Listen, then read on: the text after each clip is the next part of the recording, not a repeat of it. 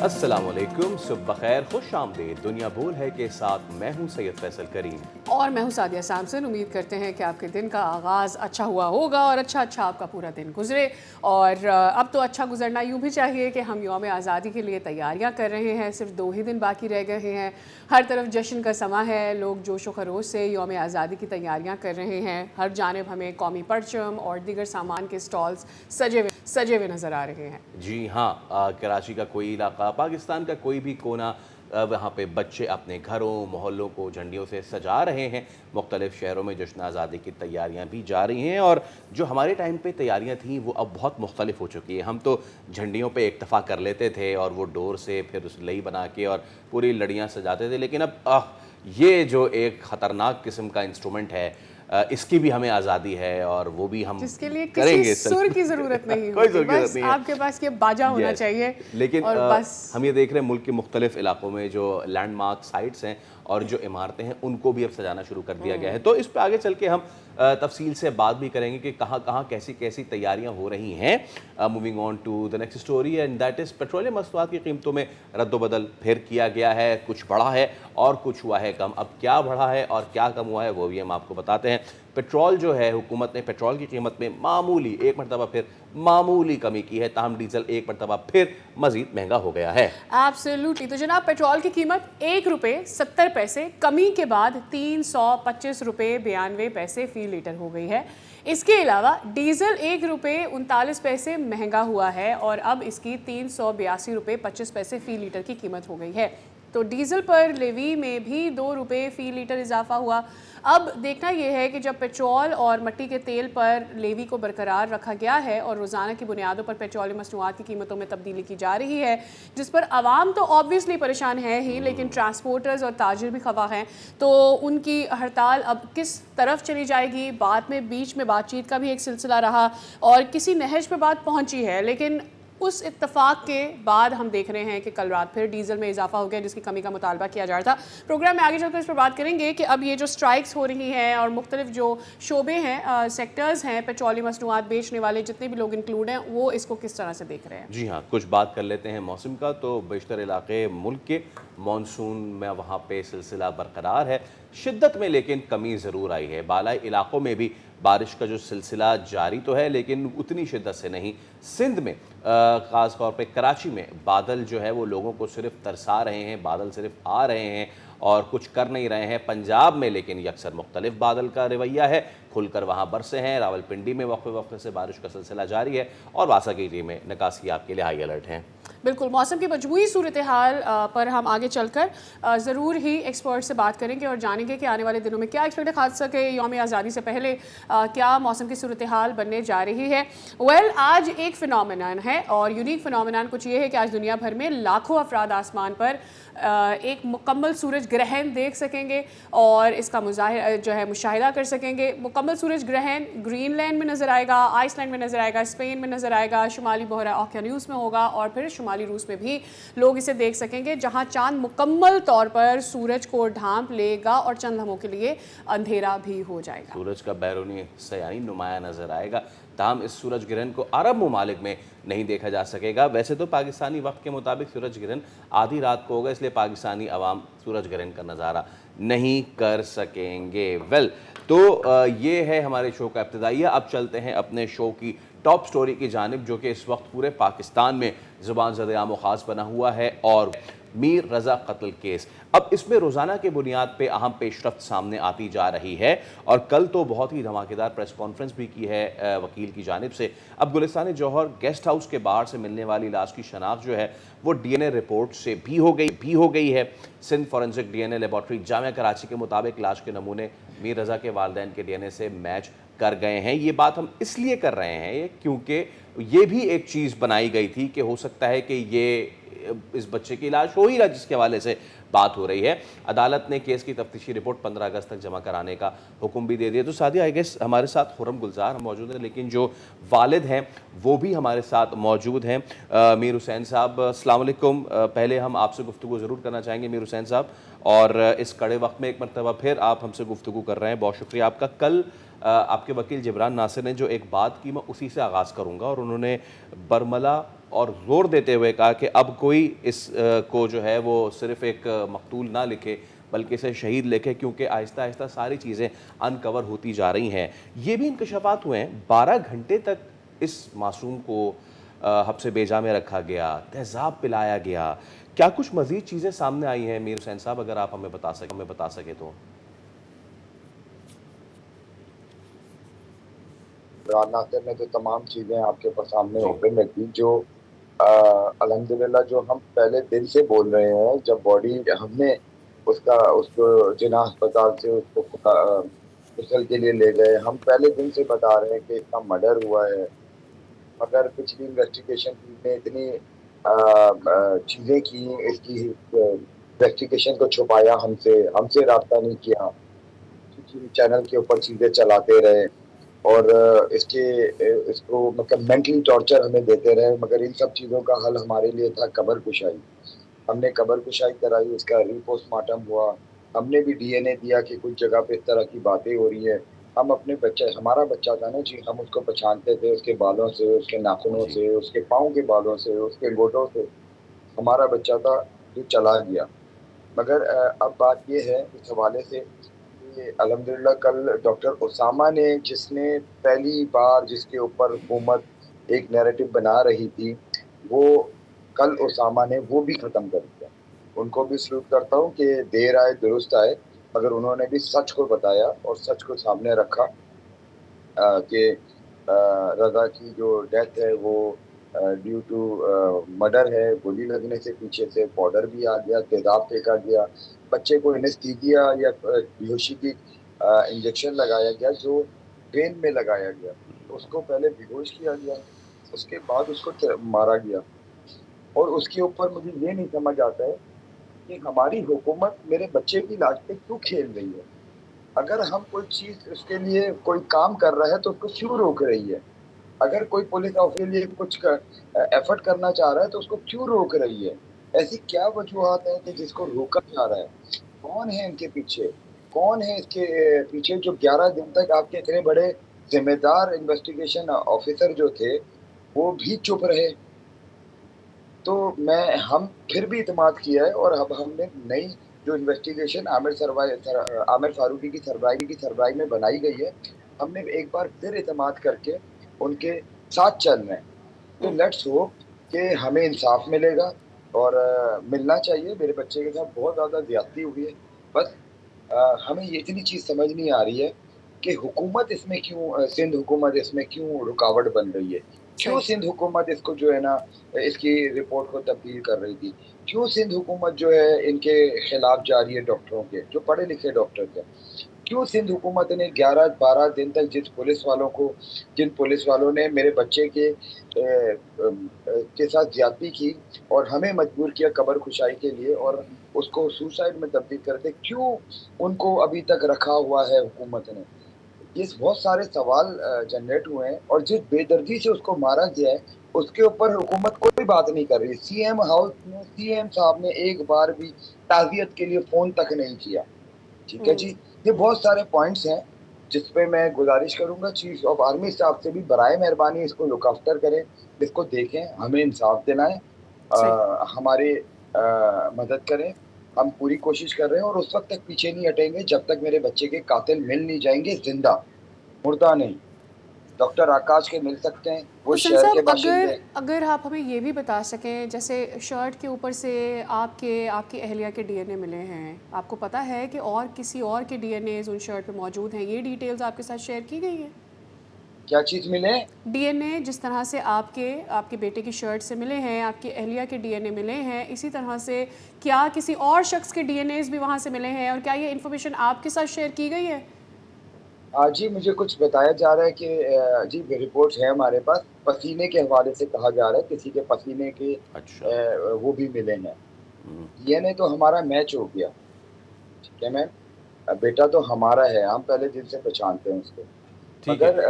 مگر ٹھیک ہے. حسین صاحب آپ ہمارے ساتھ ہی رہیے گا. ایک مجھے سوال آپ سے مزید بھی کرنا ہے ایک ویڈیو کے حوالے سے، لیکن ہمارے نمائندے جو کہ اس پورے کیس کو لے کے چل رہے ہیں، خرم گلزار، وہ بھی ہمارے ساتھ موجود ہیں. خرم، کل رات خود میر حسین صاحب بھی موجود تھے، جبران ناصر نے بھی بڑی دعادار پریس کانفرنس کی ہے، بڑی ریولیشنز ہے اس میں.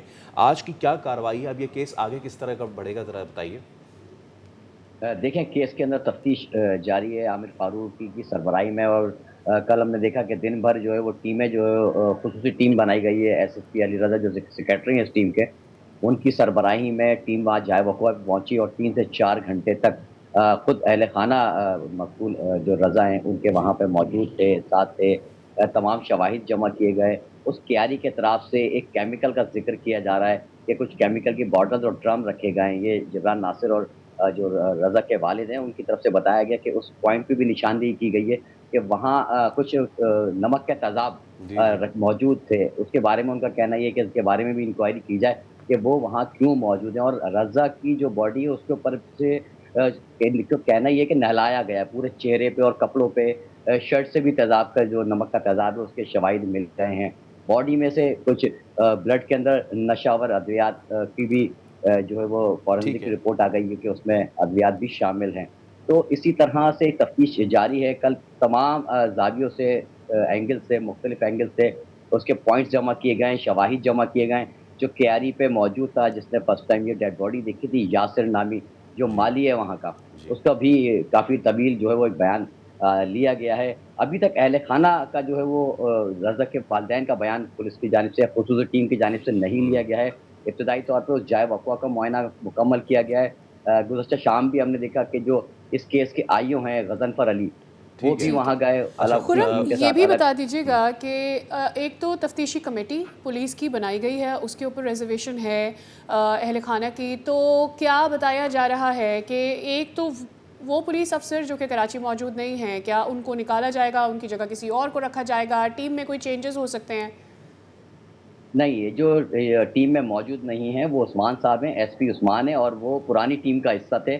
وہ موجودہ جو ٹیم ہے جو نئی خصوصی جی ہاں ٹیم بنائی گئی ہے اس ٹیم کا حصہ نہیں ہے ٹھیک وہ. ٹھیک اور ہے. پرانی ٹیم میں سمیع اللہ جی جی سومرو وہ جو کہ سارے اسپیشل نام بھی آ گئے. انویسٹیگیشن یونٹ کون کے ایس پی تھے. جی کون ڈی وی آر لے کے ساتھ گھوم رہا تھا، کون یہاں جی آزاد جی کشمیر میں پوسٹڈ تھا. خرم تھینک یو سو مچ. لیکن میر حسین صاحب ہمارے ساتھ ہی موجود ہیں. حسین صاحب ایک ویڈیو سرفیس ہو رہی ہے، کچھ سیاسی رہنما ہیں جن میں حلیم عادل شیخ آپ کے برابر میں بیٹھے ہوئے ہیں، اور آپ کے ہاتھ میں موبائل ہے اور آپ اس موبائل کی اسکرین کو اپنے ہاتھ سے کور کر رہے ہیں. آپ سے وہ ویڈیو دیکھی بھی نہیں جا رہی ہے، اور اس حوالے سے یہ چیز شاید سامنے آ رہی ہے کہ یہ وہ فوٹیج ہے کہ جس میں تشدد کرتے ہوئے جو ہے وہ میر رضا پہ یہ ویڈیو سامنے آئی ہے. آئی ایم سوری ہم بار بار اس پہ گفتگو کر رہے ہیں. ایک باپ کے سینے پہ کیا لوٹ رہی ہوتی ہے اور ایک ماں کس کرب سے گزر رہی ہے، یہ صرف آپ ہی لوگ جان سکتے ہیں. ہم تو اس کا 1 انچ بھی تصور نہیں کر سکتے. لیکن پوچھنا میں آپ سے یہ چاہ رہا ہوں میر حسین صاحب کہ وہ ویڈیو اگر تو وہی ہے جس حوالے سے بات ہو رہی ہے کہ اس پہ تشدد کیا جا رہا ہے، تو کیا تشدد کرنے والوں کے کوئی چہرے ویزیبل یا اس طرح کی، یا اگر وہ کوئی اور ویڈیو تو آپ ہمیں بتا سکتے ہیں؟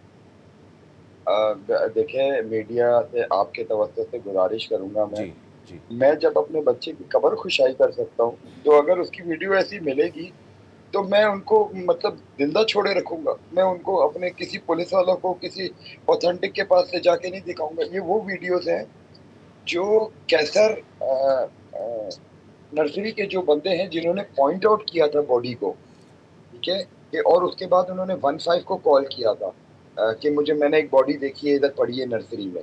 اس کیسر نرسری والے نے اس پولیس والوں کو فون کرنے سے پہلے اس میرے بچے کی ویڈیو بنائی تھی. یہ وہ ویڈیوز ہیں جو جینین میں نے پولیس کو بھی فراہم کی ہوئی ہے، بہت سے لوگوں کو فراہم کی ہوئی ہے، میڈیا میں فراہم کی ہوئی ہے. وہ دیکھا نہیں جا رہا یار کہ جس طرح اس بچے کو تشدد کیا ہوا تھا. ہم نے وہ ویڈیو دیکھتے ہی پہلے بتایا تھا کہ دیکھیں ہمارے بچے کو تشدد کیا ہوا ہے، آپ ویڈیو دیکھیں. اس نے اوپر سے کھڑے ہو کے ویڈیو بنائی ہے، جس طرح اس کو لٹایا ہوا تھا، جس طرح उस देखिए बहुत सारी चीजें कल उसने यही बताया, मेरे पास कैसर के नाम से ही वो वीडियोज हैं, 3 वीडियोज हैं जो 1-5 और चीपा के आने से पहले की बनी हुई है, ठीक है। जी तशद्दुद की वीडियो मेरे पास नहीं है, सही, ये सही। आपको किसने बोला है? बिल्कुल नहीं नहीं, ठीक। और ये ये सिर्फ बात बिल्कुल सही है ताकि चीज़ क्लियर भी हो क्लियर सके हो कि जो जाएगी। हर कोई अपने व्यूज़ लेने के चक्कर बस में मैं अपने इस बच्चे केस को पे जो करता है। नहीं तशद्दुद बिल्कुल जिस ठीक है। तरह उसकी स्किन निकली हुई है, जी, जी, जी, जी, वो जी। मैं बार-बार देख नहीं पा रहा हूँ। बिल्कुल। जिस तरह उसका चेहरा दिखा हुआ है, जी। वो नहीं देख पा रहा हूँ। अभी भी हम सो नहीं पा रहे हैं। आपने फ़ोन किया, आपके बंदे ने फ़ोन किया, मैं जाग रहा था। आप मेरी आँखों से अंदाज़ा करें, मुझे क्योंकि बिल्कुल आँख बंद अंदाज़ा, और करो, इसके लिए हम आपके बहुत आँख बंद शुक्रगुज़ार करें भी हैं तो मीर हुसैन आवाज़ साहब, ऐसे बिल्कुल। आती है कि बाबा, बाबा, बाबा, अल्लाहु ऐसे अकबर। लगता है कि वो हमें तकलीफ़ में पुकार रहा है, तो हम कहाँ जाएँ? ये इस पे हम यही कह सकते हैं कि खुदा ताला इंसाफ दे, इंसाफ से ही फिर वालिदैन का कलेजा ठंडा हो। एक और चीज़ आती है इससे पहले कि आप सवाल करें, कल ये चीज़ भी सामने आई कि 12 घंटे तक इस बच्चे को आपसे बेजा में अगवा जी। करके रखा और ये सारी चीज़ होती रही है।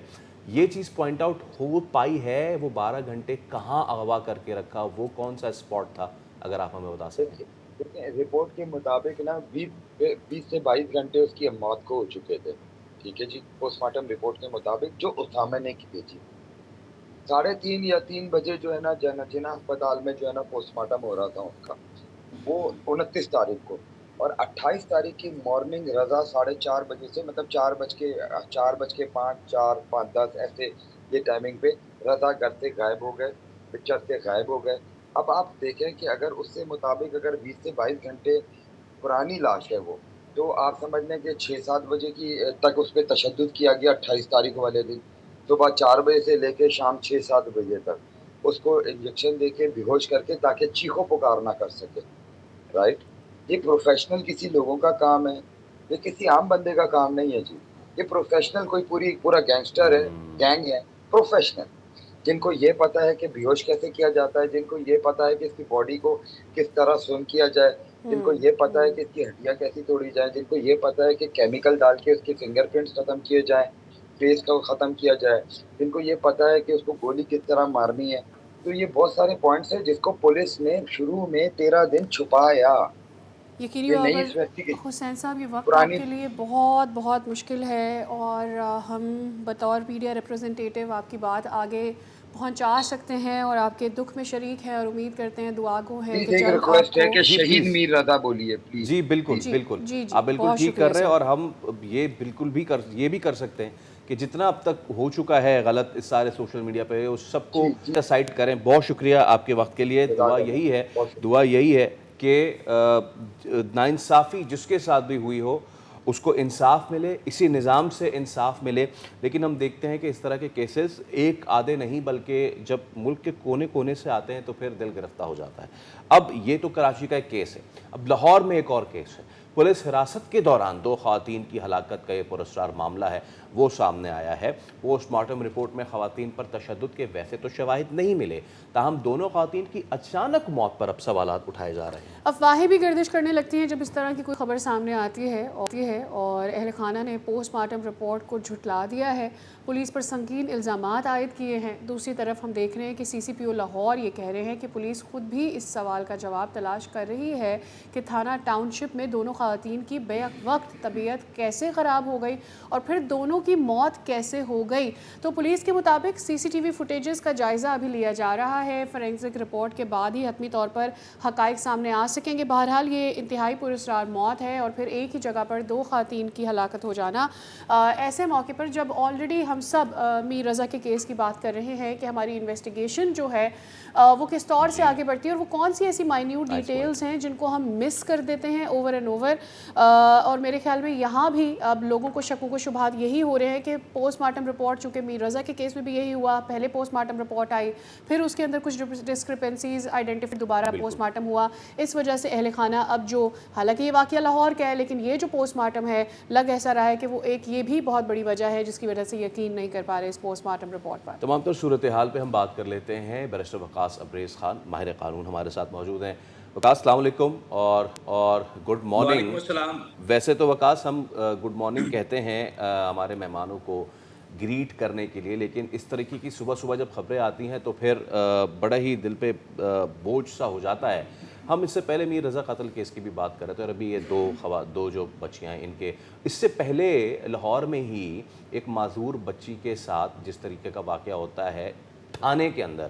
اب مجھے یہ سمجھ میں نہیں آ رہا کہ تھانہ تو کہتے ہیں نا پولیس کا ہے فرض مدد آپ کی، تھانہ تو امان ہونا چاہیے مظلوم کے لیے، تھانہ تو اس کا کانفیڈنس ہونا چاہیے کہ وہ آئے اور اپنا کیس پیش کرے اور اس کو پروٹیکشن لے. آپ نے اب تک اس کیس میں کیا آئیڈینٹیفائی کیا ہے، کیا ہوا ہے، اور یہ جو پوسٹ مارٹم بھی آئی ہے رپورٹ وہ بھی کتنی زیادہ آپ کو لگتی ہے کہ 100%؟ فیصل بھائی، سب سے پہلے تو میں کہوں گا کہ زندگی جینے کو ایک خواب ملتا ہے، یہاں ہر سوال کا جواب ملتا ہے. کس کو سمجھے رہبر، کس کو سمجھے رہزن، یہاں ہر چہرے پہ نقاب ملتا ہے.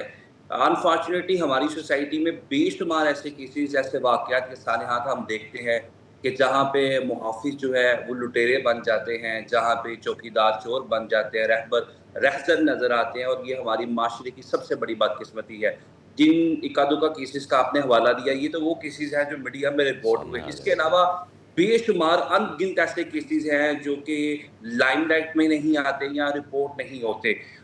یہ جو ہماری گزشتہ 2.5-3 سال پنجاب حکومت کی یہ ریپیٹڈ اٹیمپٹس رہی ہیں، اس سے پہلے جو آئی جی اور موجودہ آئی جی ہیں ان کی طرف سے ایک بڑی کلیئر پالیسی ہے جس میں زیرو ٹالرنس ہے ان تمام پولیس آفیسران کی طرف کہ جو قانون کو خود اپنے ہاتھوں میں لیتے ہیں، شہریوں کا استحصال کرتے ہیں. لیکن یہ شہریوں کا استحصال کرنا، قانون کو اپنے ہاتھ میں لینا، یہ تو بڑی دور کی بات ہے. اگر کسی شہری کی جان جانے تک کی بات آ جائے یا کسی پہ تشدد کی بات آئی جائے تھی، these kind of the cases must be settled as a precedent in Pakistan کہ تاکہ کل کلاں جو ہے کسی بھی پولیس اہلکار کی یا کسی بھی سرکاری آفیسر کی جرت نہ ہو، جسارت نہ ہو، جلی نہ ہو کہ وہ قانون کو اپنے ہاتھوں میں لے. ہاں، یہ جو ایک بچی کے ساتھ یا نبینہ خاتون کے ساتھ ایک واقعہ معذور کے ساتھ یہ واقعہ پیش آ رہا ہے، ایٹ دی سیم ٹائم یہ جو مبینہ طور پہ جو 2 خواتین تھی وہ تھانے میں گئی، ان کی حالت بگڑی، اور یہ ایک سٹوری جو ہے وہ نریٹ ہوئی. آئی تھنک ان تمام سٹوریز کو انرتھ کرنے کی ضرورت ہے، ایک پریسیڈنٹ سیٹ کرنے کی ضرورت ہے، ایک بہترین انویسٹیگیشن انٹیروگیشن کرنے کی ضرورت ہے. کیونکہ چاہے میر رضا کیس ہو یا جتنے بھی کیسز ہوں، ان کے اندر انویسٹیگیشن یا انٹیروگیشن ہی وہ ٹول ہے کہ جس سے تمام حقائق عدالت کے سامنے آتے ہیں اور عدالت کسی نتیجے پہ پہنچتی ہے. اور اس کے تو علاوہ بیرسٹر صاحب ایویڈنس کلیکٹ کرنا بہت زیادہ امپورٹنٹ ہے. آپ کا آبویسلی پرسنل ایکسپیرینس بھی ہے کہ پولیس کس طرح سے کام کرتی ہے، کس طرح سے انویسٹیگیشن کی جاتی ہے. ان مائی اوپینین ایون جو میر رضا کے کیس میں ہوا، ایسا محسوس ہوتا ہے کہ جان بوجھ کے کچھ چیزیں مس کر دی جاتی ہیں جو کہ بہت کروشل ہوتی ہیں کسی بھی ایویڈنس کو کلیکٹ کرنے میں. وہ ایک کلیدی کردار ادا کر سکتے ہیں کسی کنکلوژن پر پہنچنے کے لیے، اور ایسی چیزوں کو جان بوجھ کر مس کر دیا جاتا ہے. جیسے میں میر رضا کا ایک حوالہ دے دیتی ہوں کہ اس کو پہلے کہہ دیا گیا کہ جی وہ سوسائڈ ہے، اور ان کے والدین بار بار یہ کہتے رہے کہ گولی پیچھے سے لگی ہے، جو گولی کا پیچھے سے نشان ہے وہ بڑا ہے، ہمیں یہ لگ رہا ہے. یعنی ایک عام فہم بھی یہ سمجھ پا رہا ہے بات. تو کیسے پولیس یہ پوسٹ مارٹم کی ڈیٹیلز مس کر دیتی ہے؟ کیا جان بوجھ کے کیا جاتا ہے یہ؟ دیکھیں، جو پرسیپشن پایا جاتا ہے آج سے 8-10 سال پہلے ہمارے سسٹم کے حوالے سے، کہ جو ایک مقولہ بولا جاتا تھا کہ پیٹی بھائی اپنے ہی بھائیوں کو بچانے کے لیے ایویڈنس کے اندر وہ سکم، وہ جھور، وہ لوپ ہول چھوڑ دیتے ہیں جس کا بینیفٹ جو ہے کہیں نہ کہیں اکیوز پرسن کو چلے جاتا ہے جو ان کا اپنا ہی پیٹی بھائی ہوتا ہے. اور ہماری اپیکس کورٹ کی، سپریم کورٹ کی متعدد ججمنٹس اس کے اوپر موجود ہے that prosecution has to prove his case beyond the shadow of doubts, dents and suspects, meaning thereby کہ پراسیکیوشن کی سٹوری میں سلائڈ سا ڈینٹ یا کسی بھی ڈاؤٹ کا شیڈو بھی اس کیس کا جو مطلوبہ نتیجہ ہے وہ احاطہ کرنے سے یا اچیو کرنے سے قاصر ہو جاتا ہے. تو الٹیمیٹلی جو آپ نے بات کی، کلیکشن آف ایویڈنس جو ہے کسی بھی کرمینل کیس کے اندر سب سے زیادہ وائٹل پیوٹل کنسیڈر کیا جاتا ہے، جس کے بغیر عدالت کسی بھی اکیوز پرسن کو سزا نہیں دے سکتی. اور یہ انٹرنیشنل جو ہے اور universal principle of natural justice ہے کہ کسی بھی کیس کے اندر جو ڈاؤٹس ہیں، ڈینٹس ہیں، اس کا الٹیمیٹ بینیفٹ اکیوز پرسن کو جاتا ہے. تو ایسے کیسز کو جو ہے وہ انتہائی کوشن کے ساتھ اور کیئر کے ساتھ ڈیل کرنا چاہیے، جس میں ایویڈنس کی جو کلیکشن کا پروسیس ہے، جو انویسٹیگیشن انٹیروگیشن کا پروسیس ہے، وہ اسٹرینتھن ہونا چاہیے، وہ اسٹرانگ ہونا چاہیے. اور ہماری لا انفورسمنٹ ایجنسیز کی تمام ہیرارکی کو اس کے اندر ممد و معاون ثابت ہونا چاہیے، بجائے اس کے کہ آپ ایویڈنس کے اندر کوئی سکم چھوڑیں، کوئی انویسٹیگیشن کے اندر کوئی جھول چھوڑیں. اس کا الٹیمیٹ بینیفٹ ٹرائل کورٹ کے اندر، اپیکس کورٹ کے اندر، سپریم کورٹ کے اندر بھی اکیوز پرسن کو چلا جاتا ہے. تو جو آپ نے اشارہ کیا، جو خاص طور پہ آپ نے جو آپ کا اوپینین بھی ہے، آئی تھنک کہ this is a very important thing is happening in Pakistan.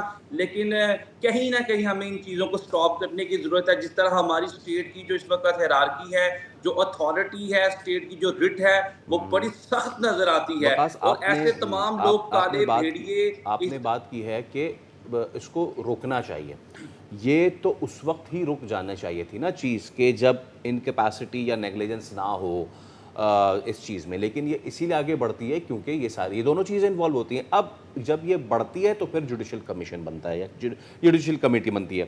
اگر تو یہ کمیٹی کہہ دے کہ جناب یہ چیزیں ہیں اور اس میں ان کی لیکنگ نظر آئی ہے، ان کی انکیپیسٹی نظر آئی ہے یا ان کی کرمنل نیگلیجنس نظر آئی ہے، کوئی فرق بھی پڑتا ہے اس سے؟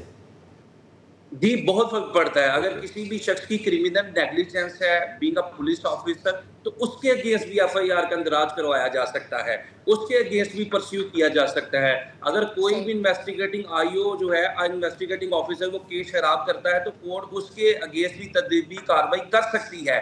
لیکن بہت کم کیسز کے اندر آٹے میں نمک کے برابر ہمیں اس طرح کی پریکٹسز پاکستان کے اندر ملتی ہے. چونکہ وہ شخص جو اپنے بیٹے کا قتل یا اس کا قصاص جو ہے وہ لینے عدالتوں میں جاتا ہے اور عدالتوں کا دروازہ کھٹکھٹاتا ہے، وہ دروازہ کھلنے میں اتنی تاخیر ہو جاتی ہے کہ وہ اس نظام انصاف سے مایوس ہو جاتا ہے اور وہ چاہتا ہی نہیں ہے کہ کسی آئی او کے خلاف یا وہ شخص جس نے ڈیفیکٹیو انویسٹیگیشن انٹیروگیشن کی ہے اس کے خلاف عدالتوں میں جو اپلیکیشن دیتا پھر وہ کہتا ہے کہ جو انصاف یا جو کسی قسم کا بھی وہ قصاص عدالتوں سے مطلوب کرتا ہے یا جو مقصود ہے وہی الٹیمیٹلی اسے مل جائے تو وہ سونے پہ سہاگا سمجھتا ہے. تو آئی تھنک کہ ہماری سوسائٹی کے اندر یہ جو لوگ ہیں جن کا تعلق انویسٹیگیشن سے ہے، انٹیروگیشن سے ہے، فرسٹ انفارمیشن رپورٹ کو لانچ کرنے سے ہے، ان کی ٹریننگ، ان کو پراپر ٹیچ کرنا، پلیچ کرنا، ان کی ٹریننگ کرنا، this is the primary responsibility of the state. جب تک بالکل. اور جیسے کہ آپ نے کہا کہ اس طرح کے کیسز جو ہیں پریسیڈنٹ سیٹ کرتے ہیں. اب دیکھنا یہ ہے کہ پولیٹیکلی تو اتنی تنقید کی جا رہی تھی پنجاب حکومت کی جانب سے سندھ کے اوپر اس کیس کو لے کر، کیا واقعی وہ ایک پریسیڈنٹ سیٹ کر سکتے ہیں؟ اور کیا صرف تشدد کو ہی دیکھا جائے گا یا پھر ان بچیوں کے لنگس کے اوپر سے جو سپاٹس ہیں کیا انہیں پوائزن کیا گیا ہے، اس اینگل کو بھی دیکھا جائے گا؟ بہت شکریہ عبیر صاحب آپ کے وقت کے لیے. یقینی طور پر یہ بہت ہی اہم ایشو ہے اور ہم سب چاہیں گے کہ اس مسئلے کا کوئی حل اور نتیجہ نکل سکتے. یہاں پہ وقت ہو گیا ایک بریک کا. اسٹے ود اس.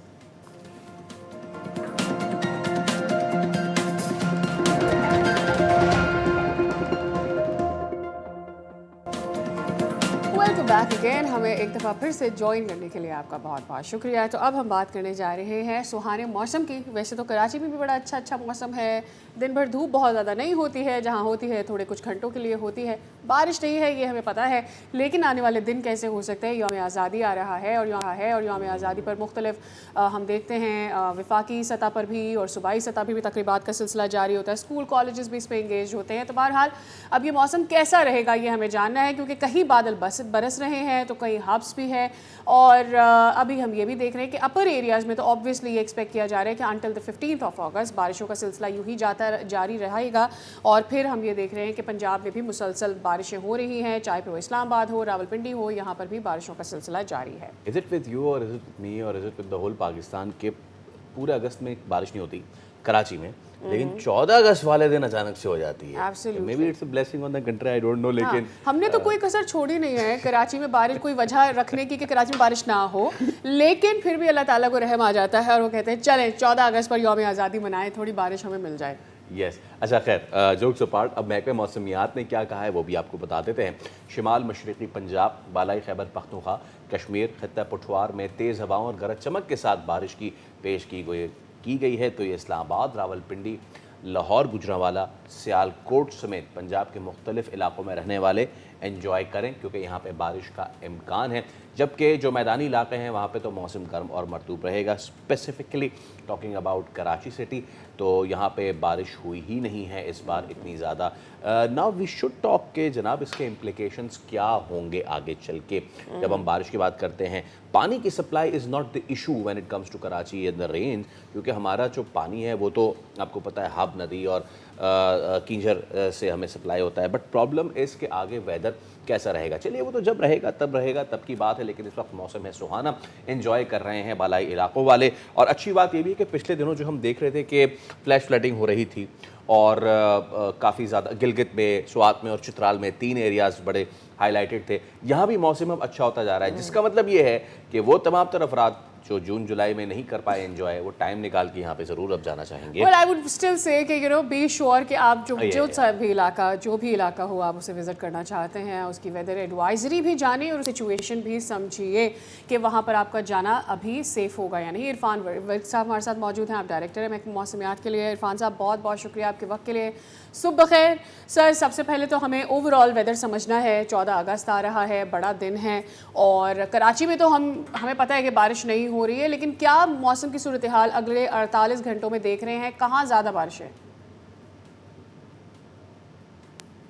دیکھیں ابھی جو آج رات کو جو بارش ہوئی ہے یہ اسلام آباد اور راولپنڈی میں زیادہ بارش ہوئی ہے, جس میں گولرا میں ہمارے پاس 143 ملی میٹر بارش ریکارڈ کی گئی, اور اس کے علاوہ جو ہمارے ایئرپورٹ ہے اس میں 24 ملی میٹر اور بوکرا میں 47 ملی میٹر ریکارڈ کی گئی ہے. اس کے علاوہ سیدپور میں بھی ہمارے پاس ایک بارش آئی ہے جس میں 72 ملی میٹر جو ہے نا ریکارڈ کی. اس کے علاوہ اٹک میں, چکوال, ڈی جی خان میں, اٹک میں 14 ملی میٹر اور تخت بائی میں 22 ملی میٹر اس طریقے سے جو ہے نا وہ بارش ریکارڈ کی گئی ہیں بالائی علاقوں میں. جی عرفان ورک صاحب, ہم یہ دیکھ رہے ہیں کہ اب زور کیا ہم یہ کہنے پہ ٹھیک ہے کہ مانسون کا زور ٹوٹ رہا ہے اب آنے والے دنوں میں؟ دیکھیں یہ جو بارشیں ہیں, ابھی یہ والی جو بارش ہے یہ ہو گئی ہے, اب اگلے 24 گھنٹے میں اس میں بریک آ جائے گی. اس کے بعد جو ہے 13 کی شام رات کو اور 14 کی مارننگ میں دوبارہ سے جو ہے نا ان بالائی علاقوں میں خطہ پٹوہار, اسلام آباد, راولپنڈی, اس کے علاوہ شمال مشرقی پنجاب کے علاقوں میں بارش ایکسپیکٹڈ ہے. تاہم جو ہمارے جنوبی علاقے ہوں گے جیسے جنوبی پنجاب یا سندھ اور بلوچستان کے علاقے, یہاں پر بیشتر علاقوں میں موسم گرم اور مرطوب رہے گا. تاہم جو سندھ کے مشرقی علاقے ہوں گے وہاں پر چند مقامات پر جو ہے وہ بارش ہو سکتی ہے. جی ٹھیک ہے. عرفان صاحب مختصر جاننا چاہیں گے کہ بلوچستان میں بار بار کہا جا رہا ہے کہ بارشیں اس حد تک نہیں ہوئی ہیں جس سے وہاں کے پانی کی سپلائی اور خشک سالی کے معاملات بھی چل رہے تھے. کیا ابھی بھی یہ اگست کسی طور سے ان کے لیے تھوڑی خوشی کی خبر لے کر آ سکتا ہے, بارشیں ہو سکتی؟ دیکھیں ابھی بھی جو جنوب مغربی علاقے ہیں جس میں نوکنڈی اور پشین کے علاقے اور اس کے علاوہ چاغی کے علاقے, اس طرف جتنے بھی ہیں وہاں مغرب کی طرف, وہاں پر بارش جو ہے نا ریکارڈ نہیں ہے, اور آئندہ آنے والے دنوں میں بھی وہاں پر بارش ایسا ایکسپیکٹڈ نہیں ہے. تاہم شمال مشرقی جو بلوچستان کے علاقے ہوں گے وہاں پر ہو سکتا ہے کہ اگست کے اندر جو ہے نا بارش ہو جائے. ٹھیک ہے, بہت شکریہ عرفان ورک صاحب, ڈائریکٹر محکمہ موسمیات ہمارے ساتھ موجود تھے. آنے والے دنوں میں موسم کے کیا کیا احکامات ہیں ملک کے کن کن حصوں کے لیے وہ ہمیں بتا رہے تھے. ویل ود دیٹ ہم اگلی سٹوری پہ جانے سے پہلے ایک چھوٹا سا بریک لے رہے ہیں, فوراً سے حاضر ہو گے. Stay with us.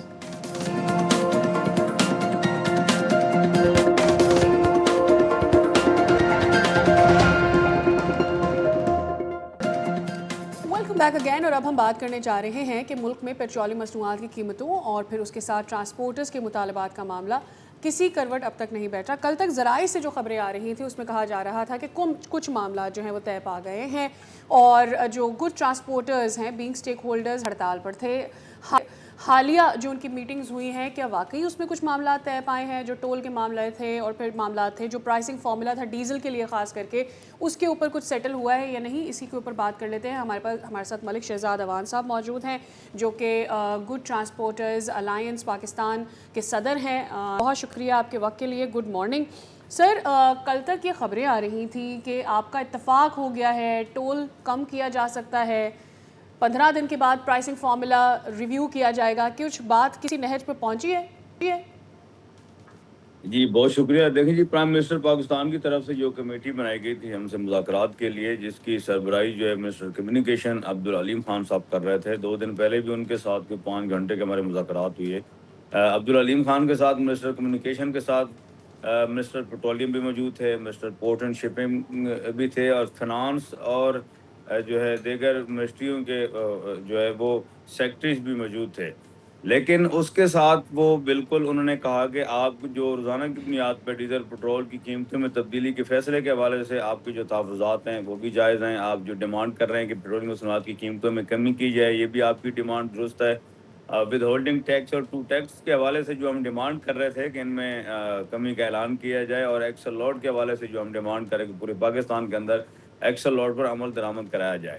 Minister communication Abdul Aleem Khan اور mister port and shipping, finance اور دیگر منسٹریوں کے جو نمائندے شریک تھے وہ یقین دہانی کروا رہے تھے. جس طرح سے دسمبر میں انہوں نے ہمارے ساتھ یقین دہانی بھی کی, منٹس آف میٹنگ بھی بنے, 10 دن کی اسٹرائک رہی. انہی منسٹر صاحب نے, کمیونیکیشن صاحب نے ہم سے کمٹمنٹ کی, لیکن ایک پوائنٹ پر بھی امپلیمنٹ نہیں ہوا. تو ہم نے ان سے معذرت کی کہ آپ کی کسی یقین دہانی پر ہم اسٹرائک جو ہے وہ کال آف نہیں کریں گے جب تک باضابطہ طور پہ کوئی نوٹیفیکیشن نہیں ہو جاتا. اس ٹائم تک ہماری جو ہڑتال ہے پرامن وہ مطالبات کی منظوری تک جاری رہے گی. تو نوٹیفیکیشن ہوا ہے؟ نہیں سر, کوئی نوٹیفیکیشن نہیں کیا. اچھا, یعنی کہ یہ جو چیز ہے کہ پیٹرولیم مصنوعات میں قیمتیں 1 ہفتے یا 15 دن تک نہ بڑھانے پر کوئی اتفاق والی چیز ہے, یا پھر 1 سال تک ٹول ٹیکس نہ بڑھانے کا فیصلہ جو ہے, اور ٹول ٹیکس میں جو حالیہ اضافہ ہوا اس میں کچھ کمی ہے, تو اس پہ صرف بات ہوئی ہے, کوئی چیز ویریفائڈ نہیں. اور آپ لوگ جی بتائیے. اس پہ بات ہوئی ہے, اس پہ انہوں نے یقین دہانی کروائی ہے کہ اس پہ ہم کوئی نہ کوئی دیکھ لیتے ہیں, 15 دن پہ لے جاتے ہیں, یا toll tax withholding tax میں ریلیف کے حوالے سے بھی بات ہوئی, اور جو ہے پیٹرولیم مصنوعات کی قیمتوں میں کمی کے حوالے سے انہوں نے یہ کہا کہ جنگی حالات کی وجہ سے عالمی منڈی میں ڈیزل پٹرول کی قیمتیں جب بڑھتی ہیں تو نہ چاہتے ہوئے بھی ہمیں یہاں ڈیزل پٹرول کی قیمتیں بڑھانی ہوتی ہیں. تو ہم نے ان سے پھر سے یہی کہا کہ ڈیزل پٹرول کی قیمتوں میں اضافہ اگر آپ کی مجبوری ہے تو toll tax withholding tax میں اضافہ آپ کی کوئی مجبوری نہیں ہے. دیگر ٹیکسز میں ٹرانسپورٹرز کو ریلیف فراہم کیا جائے. اور جتنی بھی ہماری ڈیمانڈ ہے, ہم نے ان سے یہ بھی کہا کہ یہ ایک کمیٹی ہے جو پرائم منسٹر پاکستان نے بنائی ہے, فیڈرل گورنمنٹ سے جو ہمارے ایشوز ہیں آپ وہ ایڈریس کریں گے. جو صوبائی حکومتوں کے ساتھ ایشوز ہیں, ہمارے پنجاب گورنمنٹ کے ساتھ جو ہماری بات چیت ہوئی, پنجاب گورنمنٹ بالکل سنجیدہ نہیں ہے. سندھ یعنی حکومت کہ کے ملک ساتھ جو شہزاد بات اوان چیت صاحب, ہوئی آپ کا اس وقت سنجیدہ حکومت نہیں ہے. سے کسی بھی معاملے پہ کوئی اتفاق نہیں ہوا ہے؟ جی بالکل, مکمل طور پہ ہمارے مذاکرات وفاقی حکومت سے بھی ناکام رہے, پنجاب حکومت سے بھی ناکام ہیں, اور سندھ حکومت کے ساتھ بھی ابھی تک کوئی پیش رفت نہیں اور ہو اس کا سکی. مطلب یہ ہے کہ آج ملک کی احتجاج اور ہڑتال ہڑتال جو ہے 5ویں دن سے جاری ہے. ٹھیک ہے. اچھا, ایک تو یہ بتا دیجیے گا کہ ہڑتال جو ہے آگے بڑھے گی, کیا اس کے اوپر کوئی بات کی ہے انہوں نے کہ آپ ہڑتال ختم کر دیں اور پھر ہم اس کا نوٹیفیکیشن جاری کر دیتے ہیں؟ دوسرا, ڈیزل لیوی بڑھائی گئی ہے, اس پر بھی آپ لوگوں کی بات ہوئی ہے کہ لیوی کیوں لگائی گئی ڈیزل پر؟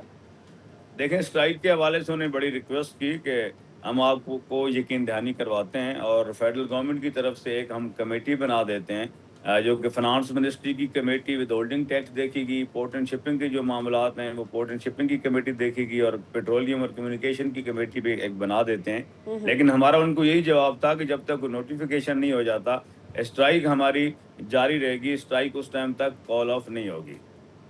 اچھا ٹھیک ہے. اور ایک چیز جو رہ گئی وہ یہ کہ ود ہولڈنگ ٹیکس کم کریں گے, کتنا کم کر دیں گے؟ اگر 15 دن میں کریں گے تو کتنے دنوں بعد ان کو یہ تعین کریں گے کہ جی اب ہم 15 دنوں کے پرائسنگ فارمولا پہ جا رہے ہیں؟ اس پر بھی کوئی بات نہیں ہوئی ہے, یا صرف یہ کہا ہے کہ اچھا ہم کر دیتے ہیں؟ یہ صرف یقین دہانی کروائی گئی ہے کہ ہم اس پہ سوچ لیتے ہیں, پرائم منسٹر صاحب سے ہم مشورہ کریں گے. اور ہم نے بھی ان سے یہ کہا, میں نے جو کمیٹی بھجوائی تھی اسلام آباد, ہم ان سے مایوس ہو کر میں نے کمیٹی واپس بلوا لی ہے, اور آج کمیٹی کراچی واپس آ گئی ہے. آج ہم آپس کی مشاورت سے آج دوپہر 1 بجے پریس کانفرنس کر کے آئندہ کے عمل کا اعلان کریں گے. اور ہم نے ان سے یہی کہا ہے کہ آپ اگر 15 دن بعد ہمیں کوئی ریلیف دیں گے تو ہم پھر اسٹرائک بھی کال آف جو ہے وہ 15 دن بعد کریں گے. فوری طور پہ ہم اس پوزیشن میں نہیں ہیں اور کہ بغیر ملک شہزاد کوئی اوان چیز صاحب, لیے ہم اسٹرائک کال آف کی طرف 1 جائیں. بجے تو آپ آج پریس کانفرنس کریں گے ہی. پیٹرولیم ڈیلرز والے جو ہیں انہوں نے بھی 15 اگست کو پھر تمام تر چیزیں بند کرنے کا اعلان کر دیا ہے. ان سے بھی آپ لوگ بات کر کے چل رہے ہیں؟ ان سے بھی آپ کی بات ہوئی ہے؟ جی, ان سے بالکل رابطہ ہے. پیٹرولیم ڈیلر والوں کے ساتھ بھی ہمارا رابطہ ہے. جو پبلک ٹرانسپورٹ ہے اور آئل ٹینکر ہے جو ہمارے ساتھ ہڑتال میں شامل نہیں تھے, ہم نہیں چاہ رہے تھے کہ پاکستان بھر کے جو لوگ ہیں, پاکستانی عوام ہیں جو سفر کر رہے ہوتے ہیں پبلک ٹرانسپورٹ میں, ہم ان کو تکلیف دیں. لیکن اگر گورنمنٹ نے ہمیں سیریس نہ لیا तो पब्लिक ट्रांसपोर्ट वाले भी हमारी हमायत का ऐलान करेंगे पूरे पाकिस्तान के अंदर, जहाँ जिस शहजाद जगह साहब, पब्लिक इससे ट्रांसपोर्ट टेक्नोलॉजी चीज़ें बंद हम हो देख जाएगी और रहे ऑयल हैं, टैंकर भी। बिल्कुल ठीक कह रहे हैं आप, और इसके साथ साथ हम महंगाई देख रहे हैं हो रही है, क्योंकि ऑब्वियसली ट्रांसपोर्ट जब रुकती है तो फिर ज़रूरी अशिया भी महंगी हो जाती हैं, आवाम पर इसका बहुत हद तक असर पड़ता है। जी देखिए, हमें इस चीज़ का बिल्कुल अंदाज़ा है। जब डीजल पेट्रोल की कीमतों में भी इजाफा होता है तो उसका बराह रास्त असर जो है वो आम इंसान पे, पाकिस्तानियों पर पड़ता है, और ये वफाकी और सूबाई हुकूमतों की गलत पॉलिसियों की वजह से आज हम मुल्क गिर हड़ताल पर हैं। हमें कोई शौक़ नहीं है कि हम हड़ताल करें। अब ये तमाम तर नुकसान की ज़िम्मेदारी, महंगाई बढ़े या मुल्क का नुकसान हो, इसकी ज़िम्मेदारी जो है वफाकी और चलें, सूबाई बहुत शुक्रिया हुकूमतों मलिक पर आयद शहजाद होती अवान है। साहब, आपने अपना मौक़िफ़ सामने रखा। तो हुकूमत मनाने की कोशिश कर रही है और स्टेक होल्डर्स नहीं मान रहे हैं, कसूर अवाम का है शायद। तो इसीलिए हम एक ब्रेक ले रहे हैं, दोबारा हाजिर होंगे। Stay with us.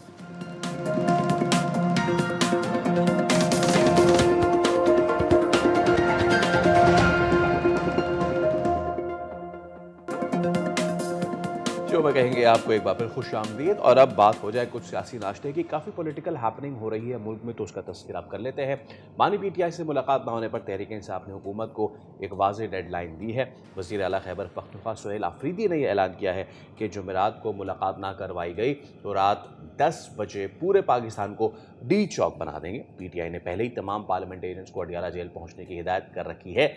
Supreme court के बाहर भी धरना दे दिया गया है। तो 27 सितंबर के एहतजाज को भी फैसला कुन मरहला करार दिया जा रहा है। अब ऑब्वियसली हर कोई ये सोच रहा है कि ये डेडलाइन पर कितना खुद पीटीआई मुतहरक होकर सामने आती है, और अगर बानी पीटीआई से मुलाकात की इजाज़त नहीं दी जाती है तो सूरत हाल क्या किसी कशीदगी की तरफ जा सकती है। और ऐसे में क्या दीगर पार्टीज़ इस मोमेंट पर, इस मुद्दे के लिए तो नहीं, लेकिन सियासी हलचल इस वक्त जो हम देख रहे हैं उस पर पीटीआई को ज्वाइन कर सकती हैं या नहीं, ये एक बड़ा सवाल है। लेकिन हम ये देख रहे हैं कि 14 अगस्त के बाद से ही गर्मा गर्मी पॉलिटिकल और ज़्यादा बढ़ जाएगी।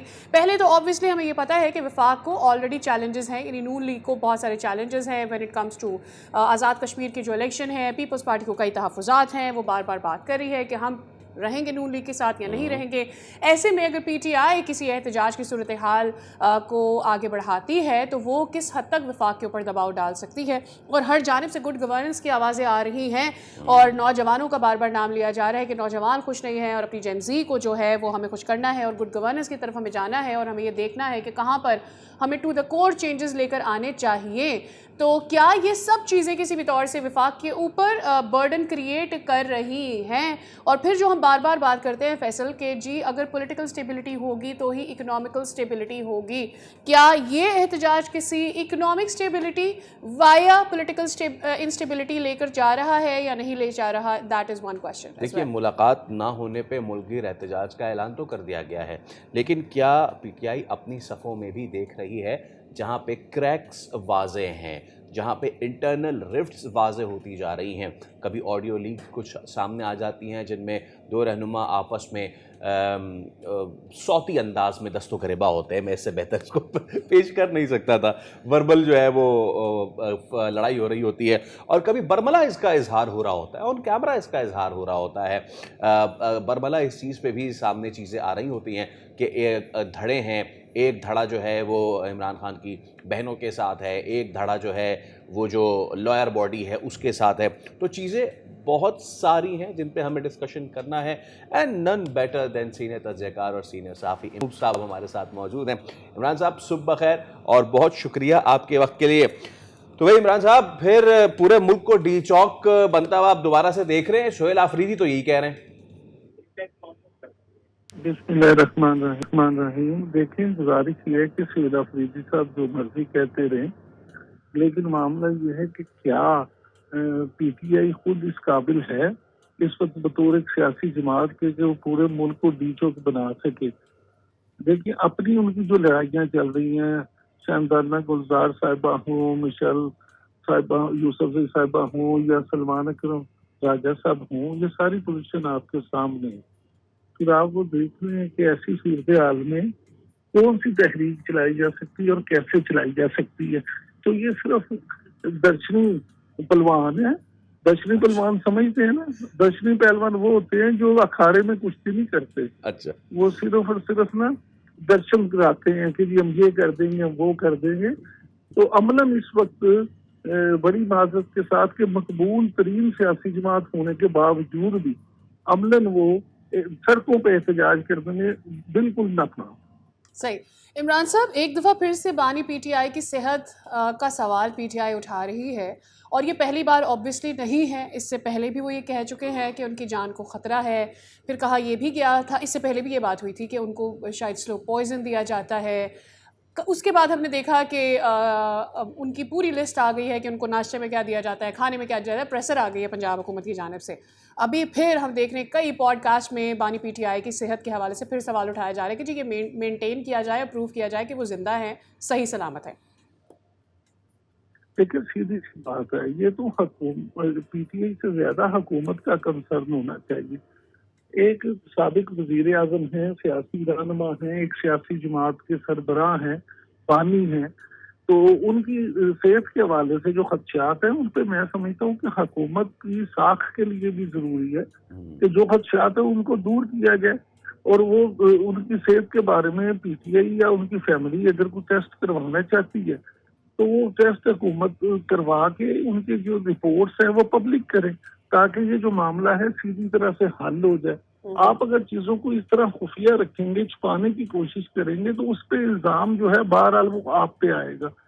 اور میں سمجھتا ہوں کہ کسی بھی قیدی کو جو سہولتیں ہیں حاصل وہ عمران خان صاحب کو بھی ہونی چاہیے، وہ بانی پی ٹی آئی کو بھی وہ سہولتیں ضرور ملنی چاہیے.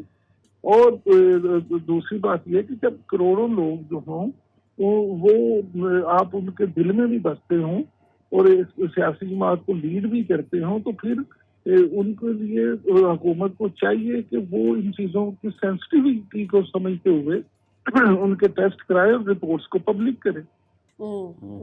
اچھا، اب اسی اسنا میں جہاں پہ انٹرنل رفٹ بھی ہیں، جن میں سلمان اکرم راجہ، مشعل یوسفزئی میں جو اختلافات ہیں وہ شدت اختیار کرتے چلے جا رہے ہیں، میرا پہلا سوال یہ کہ کیا اتنے انٹرنل کریکس اور رفٹس کے ساتھ اتنا بڑا کلیم کہ ہم ڈی چوک بنا دیں گے، ملک کی احتجاج کر دیں گے، پاسبل ہے؟ دوسرا، اسی اسنا میں دوبارہ سے کچھ جیل کے اندر سے خط و کتابت اور اہم پیغامات کا سلسلہ بھی جاری ہے عام لوگوں کو. کیا خبریں، کیا سنی رہے اس حوالے سے؟ دیکھیے، گزارش یہ ہے کہ میں نے پہلے بھی عرض کی فیصل بھائی کہ جب آپ کے اختلافات اس قدر زیادہ ہوں اور ہر بندہ اپنی ڈیری کی مسجد بنانے کے چکر میں ہو تو پھر کبھی کوئی موومنٹ نہیں بن سکتی. پی ٹی آئی کا المیہ یہ ہے، وہی اس کی پاور بھی ہے اور وہی اس کا المیہ یہ ہے کہ پی ٹی آئی میں عمران خان یعنی جو بانی پی ٹی آئی ان کے علاوہ کارکن کسی کو اپنا سربراہ لیڈر نہیں مانتا.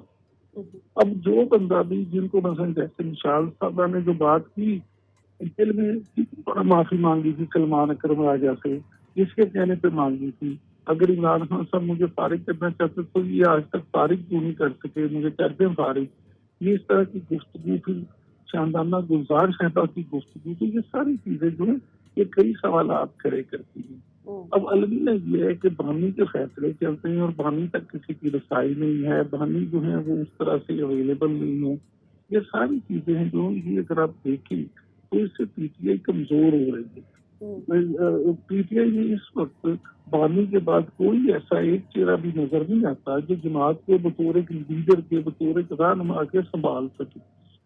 شاہ محمود قریشی صاحب میں یہ قابلیت تھی یا چودھری پرویز علی صاحب میں یہ قابلیت تھی، لیکن وہ سارے آپ کے سامنے ہیں کہ اس وقت کیا پوزیشن ہے. باقی کے پی کی اگر ہم بات کریں تو وہاں پہ علی امین گنڈا پور صاحب کا اپنا گروپ ہے، سہیل افریدی صاحب کا اپنا گروپ ہے، اور اس گروپنگ میں اگر آپ یہ سمجھیں کہ پارٹی کے لیے یا ملک کے لیے تو خیر ہو سکتی ہے تو میں نہیں سمجھتا کہ ایسی پوزیشن میں کوئی خیر نکلے.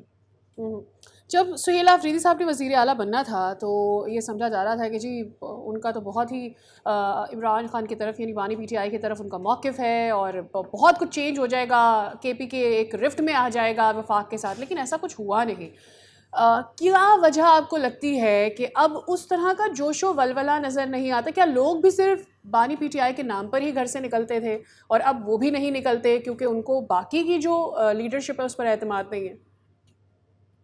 بالکل آپ ٹھیک کہہ رہی ہیں. گزارش یہ ہے کہ جب آپ اپوزیشن میں ہوتے ہیں تو آپ کا طرز جو ہے نا سیاست کچھ اور ہوتا ہے. جب آپ ایک صوبے کے چیف ایگزیکٹو کے طور پہ سیٹ سنبھال لیتے ہیں، عہدہ سنبھال لیتے ہیں، پھر آپ کو بہت ساری چیزوں کو دیکھنا پڑتا ہے، آپ نے ایک صوبہ چلانا بھی ہوتا ہے، آپ کو اسٹیبلشمنٹ سے تعلقات رکھنا پڑتے ہیں، اور پھر ایک ایسا صوبہ جہاں دہشت گرد جو ہیں وہ بھی بہت ایکٹیو ہوں، جہاں پہ آپ دیکھیں فتنۃ الہندوستان اور فتنۃ الخوارج جو ہے وہ بھی ایکٹیو ہوں، اور یہ ساری چیزیں ہوں، اسرائیل انڈیا کا نیکسس بھی ہو، تو اس میں پھر وہ جو چیف ایگزیکٹو ہے، میں سہیل افریدی صاحب کو اس طرح سے ذمہ دار نہیں سمجھتا، جو بھی اس چیز پہ بیٹھے گا اس کو بہت ساری چیزوں کو پھر دیکھنا پڑتا ہے۔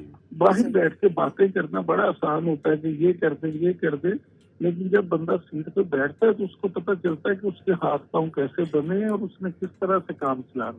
رائٹ، اور کل تک جو ہے ہم دیکھ رہے تھے کہ علی امین گنڈا پور صاحب جو ہیں وہ تھوڑا سا پکچر سے اسائڈ تھے، بیچ میں ان کے اوپر خود پی ٹی آئی نے الزامات لگا دیے کہ جی یہ تو اسٹیبلشمنٹ کے ساتھ الائنڈ ہیں اور ہماری بات وہاں تک اب نہیں پہنچتی ہے۔ آج کل وہ بھی ذرا ایکٹیو ہو رہے ہیں، تو کیا آپ کو اندرونی خبر اگر کوئی ہے ہمارے ساتھ آپ شیئر کر سکیں کہ یہ کیا چل رہا ہے؟ لیکن بات یہ ہے کہ ان میں سے کون اسٹیبلشمنٹ کے ساتھ الائنڈ نہیں ہے؟ سانی خود بھی الائنڈ ہوئے، سانی تو خود کہتے تھے کہ پیج ہے اور میرے علاوہ آپشن ہی کوئی نہیں ہے۔ گزارش یہ ہے کہ ان ساری چیزوں کو سمجھنا ہوگا، اور ہمارے جو واقفہ نہال ہیں ان کے مطابق پی ٹی آئی کے بیشتر لوگ جو ہیں وہ بیرسٹر گوہر ہوں، سلمان اکرم راجہ صاحب ہوں، یا یہ سب جو ہیں یہ اسٹیبلشمنٹ کے ساتھ بھی ان کانٹیکٹ ہے، لیکن اسٹیبلشمنٹ کے ساتھ رابطے میں ہونا ہرگز یہ مطلب نہیں ہے کہ اس کا کہ وہ اپنی پارٹی کے ساتھ مخلص نہیں ہے۔ آپ دیکھیں پاکستان میں ترجیح سیاست ایسا ہے تو اس میں آپ اسٹیبلشمنٹ سے روابط رکھے بغیر سیاست میں کامیاب ہو ہی نہیں سکتے۔ لیکن کیا اتنے انف ایفرٹ، اس وقت بانی پی ٹی آئی جیل میں موجود ہیں، ہم کسی باقی اور بھی کون سا لیڈر پاکستان میں جیلوں میں نہیں گیا، لیکن ورسز دیٹ آپ بانی پی ٹی آئی کو دیکھیں، کیا اتنا ایفرٹ پٹ کیا گیا ہے اتنی بڑی پارٹی کی طرف سے کہ بانی پی ٹی آئی کو وہ باہر نکال سکتے تھے؟ دیکھیں المیہ یہ ہے اس بڑی پارٹی کا کہ اس کی طرف سے وہ ایفرٹ ہی نہیں کی گئی۔ عمران خان کی رہائی کبھی بھی ان کی فرسٹ پریورٹی نہیں ہے۔ اگر یہ فرسٹ پریورٹی ہوتی تو اب تک عمران خان صاحب رہا ہو چکے ہوتے۔ ٹھیک ہے، بہت شکریہ عمران یعقوب صاحب آپ کے وقت کے لیے۔ Was wonderful to have you on the show. دیکھتے ہی ہیں کہ پولیٹیکل سچویشن اب آگے چل کر کیا بنتی ہے، ستمبر میں کیا جوش و ولولہ پی ٹی آئی لے کر آتی ہے اپنے احتجاج کو آگے بڑھانے۔ ستمبر کا جوش و ولولہ ستمبر میں دکھائے گا، بھائی اگست کا جوش و ولولہ ابھی دیکھ لیتے ہیں، کیونکہ 14 اگست میں دن تو نہیں، اب میں یہی کہوں گا کچھ گھنٹے رہ گئے ہیں، گھنٹے باقی رہ گئے ہیں، اور لوگ جو ہیں اپنی اپنی تیاریوں میں مگن ہیں، اور ملک کے مختلف حصوں میں کیا کیا تیاریاں چل رہی ہیں۔ سب سے پہلے حیدرآباد کا رخ کر لیتے ہیں۔ یہاں پہ جشن آزادی ہو اور بچوں کی تیاری نہ ہو، یہ تو ہو ہی نہیں سکتا۔ تو گلی محلوں کو کس طریقے سے پرچموں سے سجا رہے ہیں، اور that's an old way of doing the thing and that's what I like۔ خیر مزید تفصیل جانتے ہیں بیورو ہیڈ حیدرآباد کا۔ جی عرفان آگاہ کیجیے۔ جشن آزادی منانے کی تیاری ہے، اور دھوم دھام سے منانے کے لیے بچے اپنی گلیوں کو قومی پرچم سے سجا رہے ہیں اور خوشی کا اظہار کر رہے ہیں کہ 14 اگست کو جشن آزادی وہ بھرپور طریقے سے منائیں گے۔ یہاں جو بچے جھنڈیوں سے گلی سجا رہے ہیں ہم ان سے بات کرتے ہیں۔ پہلے کیا تیاری کر رہے ہو بیٹا جشن آزادی کی؟ کچھ نہیں، بس ہم جھنڈیاں لگا رہے ہیں۔ 14 اگست میں صرف 2 دن بچے ہوئے، ہم جھنڈیاں لگا رہے ہیں یہاں پہ۔ اور کیسے مناؤ گے؟ ایسے بہت اچھے سے منائیں گے، دھوم دھام سے منائیں گے۔ کیا کرو گے؟ جھنڈے لگائیں گے، جھنڈیاں لیلیاں نکالیں گے، گھومنے جائیں گے۔ جی بچوں کی گفتگو، آپ نے کیا تیاری کی ہے 14 اگست کی؟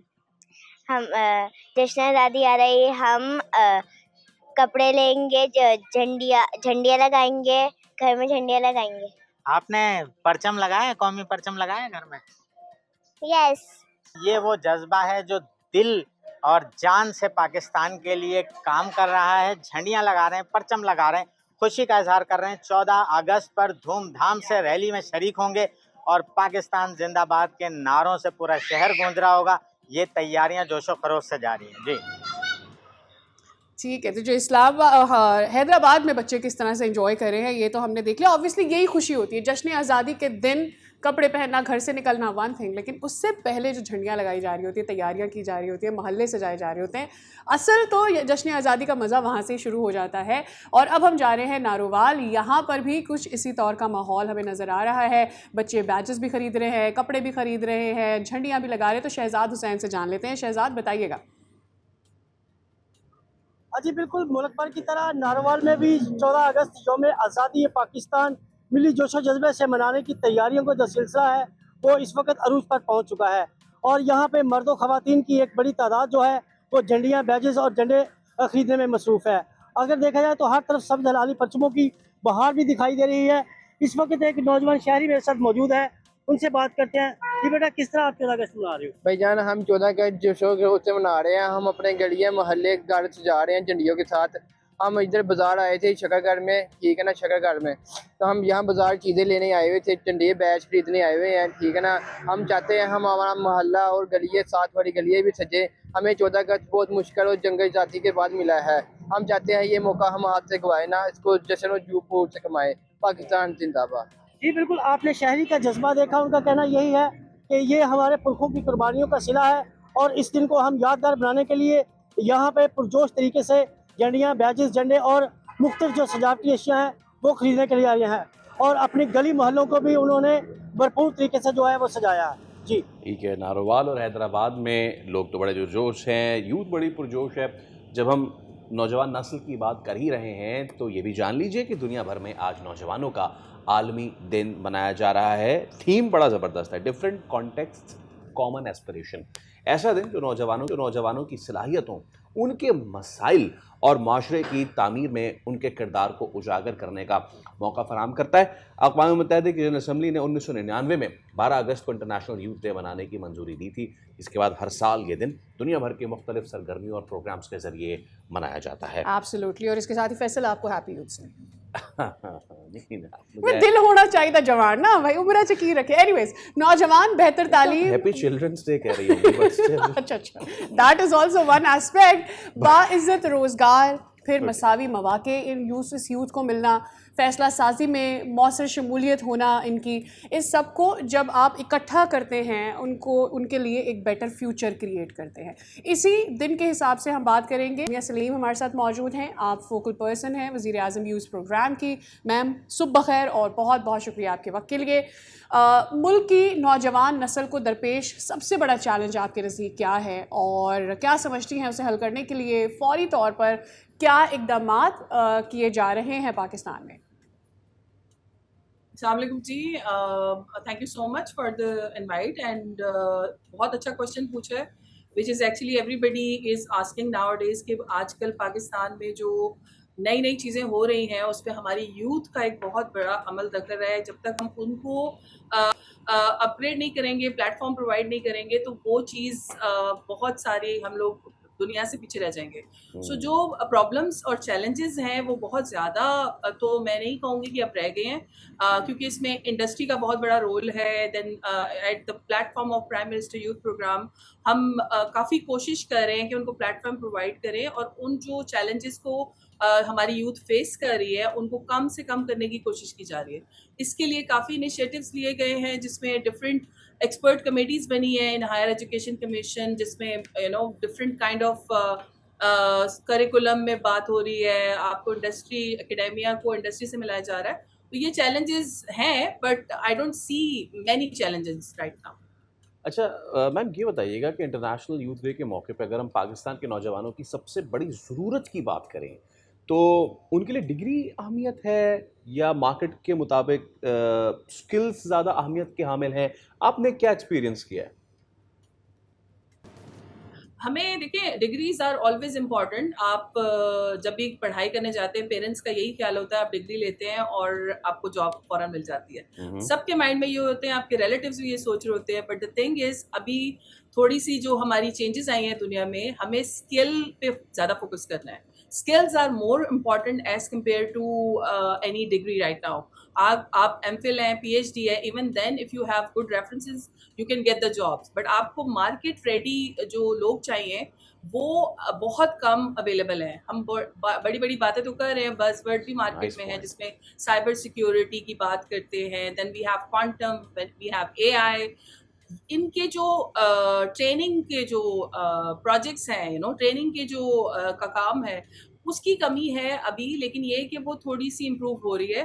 ہمیں مارکیٹ ریڈی اسٹوڈنٹس چاہیے جو کہ دنیا کے ساتھ قدم ملا کے چل سکیں.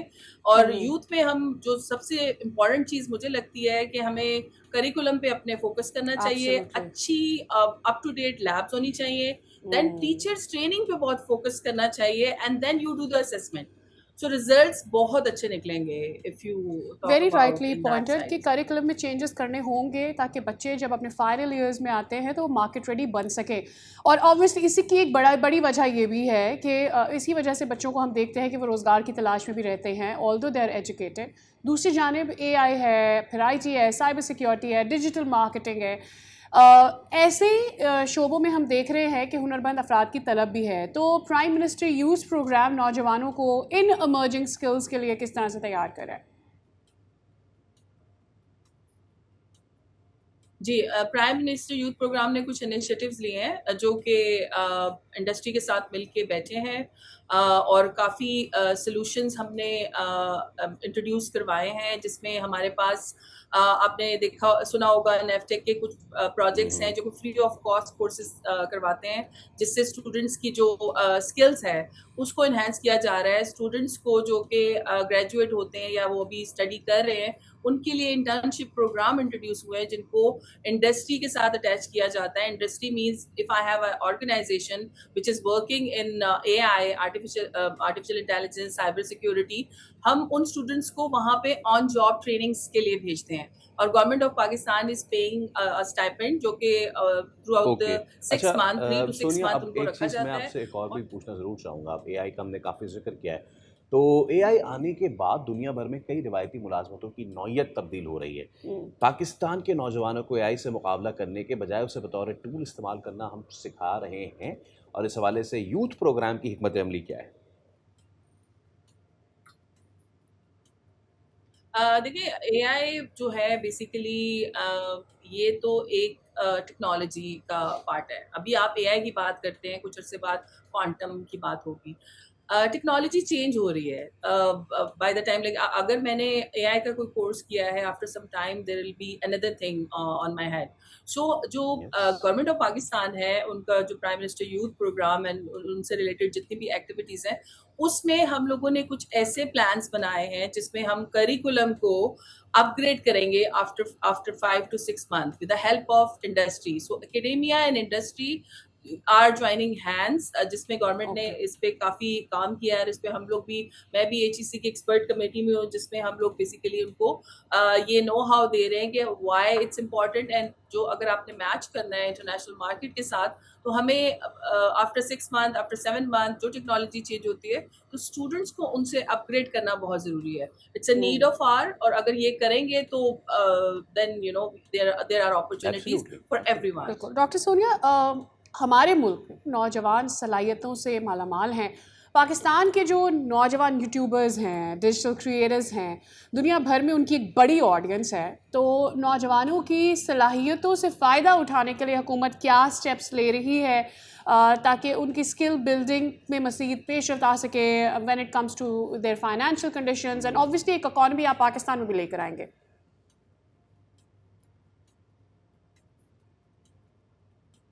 کچھ چیزیں جو ہیں وہ گورنمنٹ باؤنڈ ہوتی ہے, جس میں آپ کے پاس جو ایکسیس ٹو انٹرنیٹ فیسلٹی ہے جو کبھی کبھی سننے میں آتا ہے کہ وہ سلو ہے. تو جب آپ اس طرح کی گلوبل مارکیٹ کے ساتھ میچ کر رہے ہوتے ہیں, تو ہمیں آئی تھنک اپنی چیزوں کو کریکٹ کرنا چاہیے ان ہاؤس. इंस्टेड ऑफ उसको बाहर हम डिस्कस करें, तो हमें अगर ये चीज़ें हम विद इन द ऑर्गेनाइजेशन या with in the different platform and associations are working in that side, जिसमें गवर्नमेंट अब मतलब ऐसा नहीं है कि government is taking a decision, वो अकेले अब डिसीजंस नहीं ले रहे हैं, उन्होंने बहुत से लोगों के मतलब हेल्प ले रहे हैं, जिसमें ऑलरेडी जो मार्केट इंटरनेशनल मार्केट में काम हो रहे हैं उसमें उनको हम यहाँ आपने सुना होगा DFDI का एक इवेंट हुआ था जहाँ से फॉरेनर्स को पाकिस्तान बुलाया गया, IT की जो जितनी भी इंफॉर्मेशन है, जितनी बड़ी ऑर्गेनाइजेशन है, उनके साथ बैठे हैं, उनके साथ वहाँ पे बिजनेस अपॉर्चुनिटीज क्रिएट हो रहे हैं, then different organization and associations like Pasha, so we have that, then PSCB बहुत अच्छा काम कर रहा है जिसमें इनको बताया जा रहा है, डिफरेंट ट्रेनिंग्स करवाई जा रही हैं जो कि इनके लिए बेहतर हो सकती है। अच्छा डॉक्टर सोनिया, अब आज का जो नौजवान है तालीम, रोज़गार, कारोबार के साथ साथ मुल्क की पॉलिसी साजी में भी अपना किरदार अदा करना चाहता है। इस हमारी जो यूथ बल्ज है, more than 60% of the population, उन्हें पॉलिसी मेकिंग, फैसला साजी के अमल का हिस्सा हम कैसे बना सकते हैं? देखिए, यूथ काउंसिल के नाम से एक चीज़ जो है इंट्रोड्यूस करवाई गई है बाय गवर्नमेंट ऑफ पाकिस्तान ने, जिसमें वहाँ पे यूथ जनरल काउंसिल, जिसमें यूथ की आवाज़ को पार्लियामेंट लेवल पे उनको वहाँ पर बिठा कर सुना जाता है, उनके मसले डिस्कस होते हैं, उनके जो चैलेंजेस हैं स्पेशली फीमेल्स इन पाकिस्तान जो कि घर बैठ के काम करना चाहती हैं बट उनके पास प्लेटफॉर्म्स नहीं है, वो सारी चीज़ें वहाँ पर हो रही हैं। और इस तरह के इनिशिएटिव से ही मुल्क तरक्की करते हैं, जब आप अपनी यूथ को इस लेवल पे, गवर्नमेंट लेवल पे जब आप आते हैं तो then they listen to you, और जिसमें जब ये काफ़ी सेशंस किए जाते हैं, उसके बाद वाइट पेपर्स बनते हैं, उस वाइट पेपर पे फिर प्रॉपर एग्जीक्यूशन की जा रही है।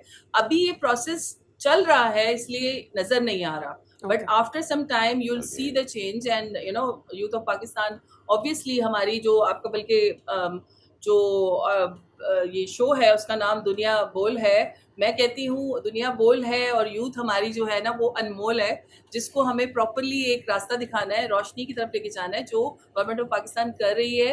And you will see the change after a year और so that how it's going, which side they are going, so definitely in a progressive side. Pakistan की नौजवान ख़ातीन तालीम और रोज़गार के मैदान में आगे बढ़ रही हैं, खेल के मैदान में आगे बढ़ रही हैं, लेकिन उन्हें मौक़े और माशरती रुकावटों का भी सामना रहता है और बहुत बड़े चैलेंजेस का सामना भी करना पड़ता है। तो ख़ातीन इन ख़ातीन को हुकूमत कैसे फैसिलिटेट करिए, क्या इक़दाम उठाए जा रहे हैं, सोशल सिक्योरिटी के मामलात हैं, उनके मौक़े हैं उनके लिए?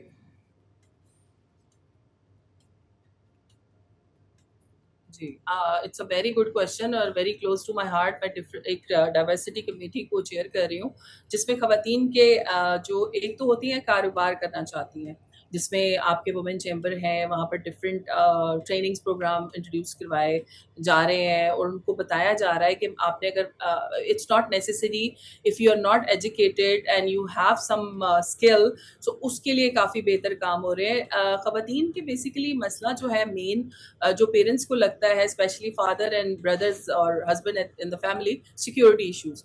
बट आपने आजकल देखा होगा are CM Maryam Nawaz is doing a lot of work on that side, आपकी different metro buses and there are application. I was literally shocked, I was in पाक ID, मेरा एक चलान हुआ और I didn't know seat belt was there, but शायद वो देख नहीं पाए, तो मैंने जब चलान के लिए वो एप्लीकेशन फिल कर रही थी and it was very good that I started filling the application when I wrote female, सो वो ऑटोमेटिकली ब्लू से पिंक टर्न हो जाती है, लाइक पिंक हो जाती है। These are the small things which matter a lot.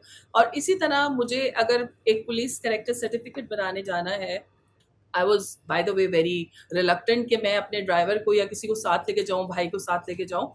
When I entered in the hall, it was felt like कि मैं किसी इंटरनेशनल, किसी अमेरिका में या यूके में या दुबई या सऊदी अरब की किसी ऐसी जगह पे आई हूँ जहाँ पर आपको आपकी बात सुनी जा रही है, और कोई ऐसा माहौल नहीं था जिससे मैं, बल्कि वहाँ पर मैंने एक सोशल All right. मीडिया का एक इंटरव्यू भी दिया जिसमें मैंने बताया कि खवातीन are encourage to visit these all areas. Right doctor Sonia, ये जो हम छोटी छोटी चेंजेस ला रहे हैं, वी होप के हम इसको कांस्टेंट रखें, बिकॉज चेंजेस ही हमारे मसाइल का हल है। वेल विद दैट हम एक ब्रेक ले रहे हैं, फौरन से हाजिर होंगे। We have got more stories to share, stay with us.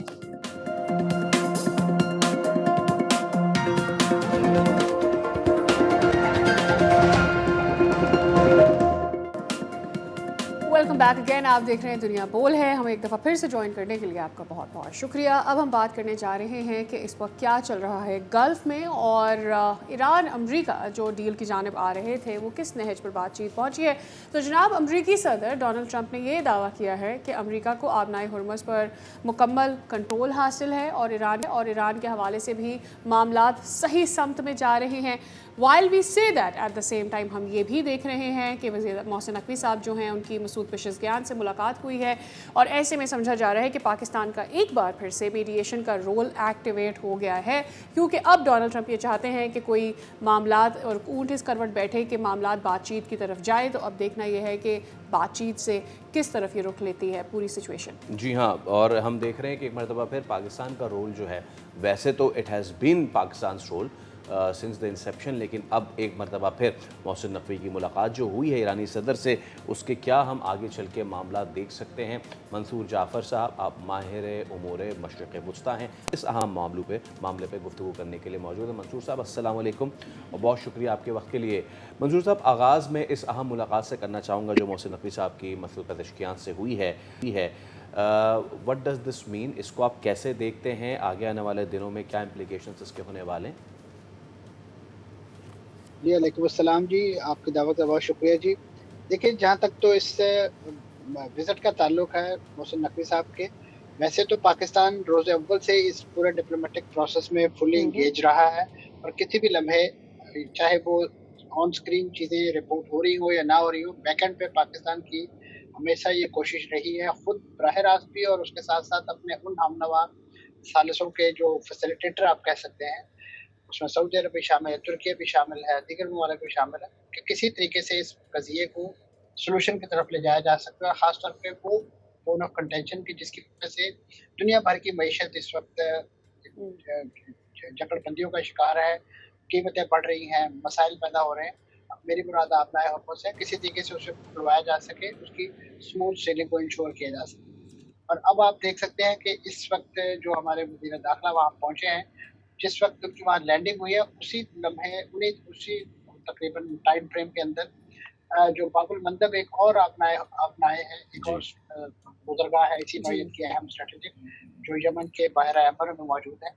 वहाँ पे एक कार्रवाई की गई यमनी हुसियों की तरफ से, कि जिसमें एक तंजानिया के पर्दा टैंकर को निशाना बनाया गया, जिसमें 2 पाकिस्तानियों समेत 3 जो सेलर्स थे, जो तजारती शिप पर हमला था, वो जाँ हो गए। तो अब ये एक बड़ी ही खतरनाक पेशरफ्त है। आपके इल्म में है कि जब आप इसको उस मायदे के तनासुर में देखते हैं, जिसे हम मक्का पैक्ट या मक्का अकॉर्ड के तौर पे जानते हैं, कि जिसके सिग्नेटरी पाकिस्तान, सऊदी अरब, तुर्की है, तो उस मुजब तो पाकिस्तान के मैरीटाइम इंटरेस्ट पर कोई भी हमला जो है, या फॉर दैट मैटर उन तमाम मुल्कों के मैरीटाइम इंटरेस्ट और उनके जो मफादात पर हमला जो है, वो एक दूसरे पर हमला शुमार किया जाएगा। तो ऐसे में पाकिस्तान के लिए एक बड़ा वैलिड पॉइंट है कि पाकिस्तान इस प्रोविजन को इन्वोक करे और एक कार्रवाई का जवाब दे।